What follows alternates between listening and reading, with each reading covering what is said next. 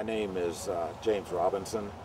I'm 74 years old, and I was diagnosed with CMT in my early 50s. It changes you a lot. I found with myself it just makes you, probably the most specific thing, it makes you more patient because of the inability to do things as quickly and easily as you once did. You don't give in. You just keep on going with things. And what used to take you 10 minutes may take you an hour. It makes you become inventive in a way, in that you, once you've realized that you can't do things the way that you used to, you figure out new ways to do it. I was in probably my mid-50s before I realized I had CMT. I had spent a career in the military, 24 years in the Air Force. I was an avid runner. I played racquetball almost daily. Pretty active all my childhood and adult life.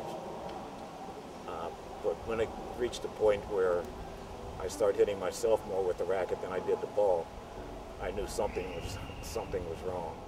And I just happened to be talking to my niece, who lives in Philadelphia, about some of the problems that I was having. And she said, "Oh, Uncle Jimmy, you probably got CMT." And I said, "What?" I went to my neurologist, the first neurologist, and told him the symptoms that I was exhibiting. And he said, "Okay." And I said, "Well, I think it's CMT." And he said, "You think it's what?"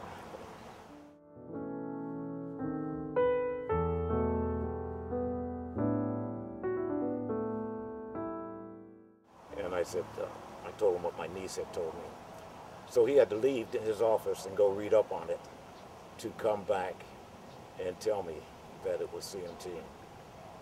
I then proceeded on with a different neurologist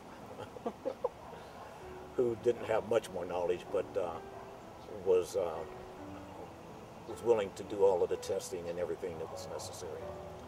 So I did go through all of the shock therapy, and as well as the blood tests to confirm. That's what triggered my interest in the CMT support activities because of that, and not knowing about it, and coming from a large family, I know that there are others in the family that have exhibited very similar symptoms. I don't think any of us, except the really truly dedicated medical staff, knew a lot about CMT at that time.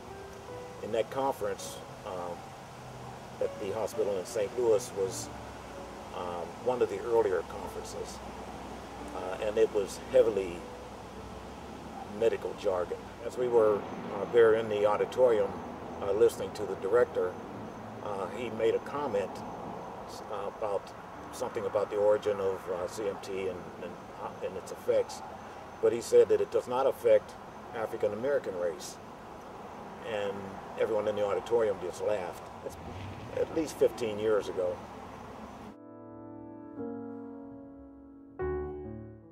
The knowledge in the community is